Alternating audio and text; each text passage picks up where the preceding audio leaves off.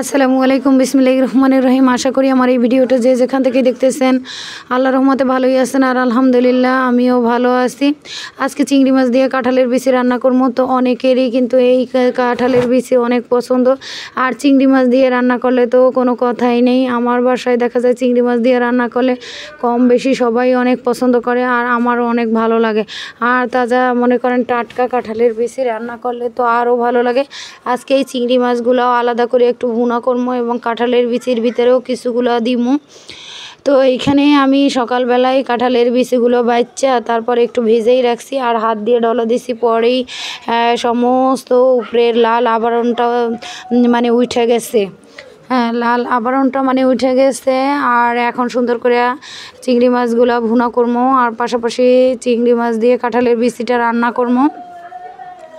আমার মেয়েটা আবার চিংড়ি মাছটা অনেক পছন্দ করে। চিংড়ি মাছ ইলিশ মাছ তার প্রিয়, কিন্তু এই চিংড়ি মাছ ইলিশ মাছে তো তেমন কোনো গুণাগুণ নাই, তারপরও দেখা যায় এটা বেশি পছন্দ করে। কিন্তু এই দুইটা মাছ কিন্তু অনেক মানে বেশি দাম অন্যান্য মাছের তুলনায়। তারপরও যেহেতু পছন্দ করে কিছুই করার নাই, ওর জন্য একটু আলাদা করে একটু ভুনা করবো, আর বাকিটা কাঁঠালের বিচির মধ্যে দিয়া তারপরে ভুনা করে নিব।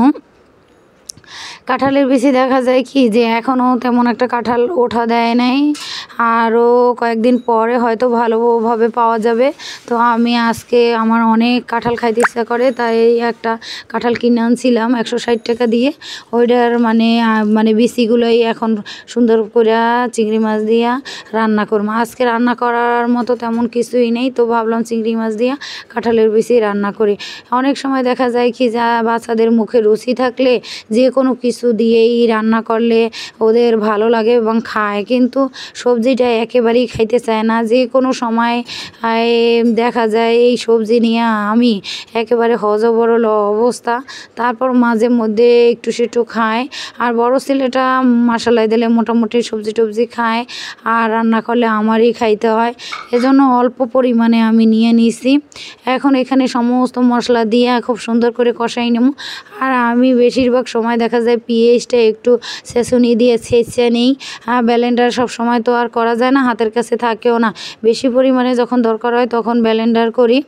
আর এখানে সমস্ত গুঁড়া মশলা দিয়া খুব সুন্দর করে কষাইয়া তারপরে একেবারে ভুনো করে নিমু। মানে একেবারে যখন মশলাটা খুব সুন্দর করে কষানো হইবে তারপরে আমি এই কাঁঠালের বিচিগুলো দিয়ে নিব। একেবারে টেলটেলা ঝোলও করবো না, আর একেবারে অনেক মাখো করবো না, সামান্য একটু পরিমাণে ঝোল রাখবো। আর আজকে যেহেতু অন্য আর কোনো কিছু তেমন একটা রানবো না, সামান্য একটু চিংড়ি মাছ ভুনা করবো। আমার পাশের বাসার ভাবিরা যখনই দেখে যে আমি কাঁঠালের বিচি রান্না করি তখন বলে, আপা আপনার হাতের রান্না অনেক ভালো লাগে, এইরকম কাঁঠালের বিচি রান্না করলে ওদেরও নাকি ভালো লাগে। যাই হোক, আজকে ঘরে একটাও আলু ছিল না, তাই আলু দিতে পারি নাই, শুধু কাঁঠালের বিচিটাই চিংড়ি মাছ দিয়ে রান্না করবো। এখন এখানে খুব সুন্দর করে মশলাটারে কষাইয়া তারপরে বিচিগুলো কষাইয়া তারপরে পাশের চুলায় গরম পানি দিছি। তো এই গরম পানি আমি দিয়ে দিব, কারণ দেখা যায় কি যে কোনো জিনিস কষানোর পরে যদি ঠান্ডা পানি দেওয়া হয় তাহলে সেদ্ধ হইতে অনেক কষ্ট হয়।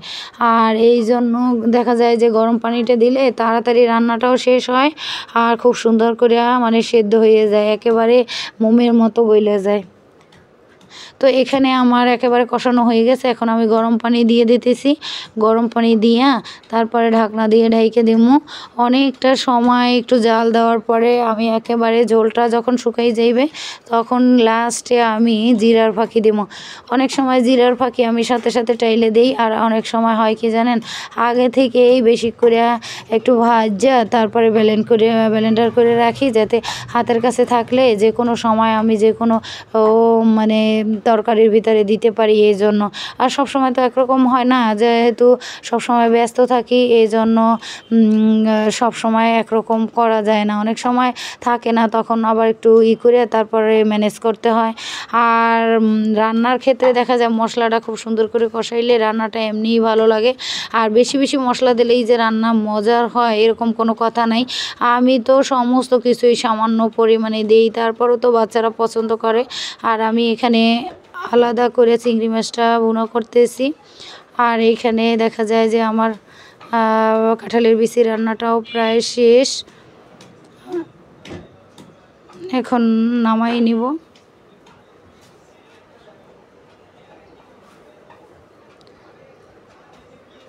একেবারে ঝোলটা শুকিয়ে গেছে। আপনাদের সাথে অনেক গল্প করছি, অনেক কথা বলছি। আসসালামু আলাইকুম, আল্লাহ হাফেজ।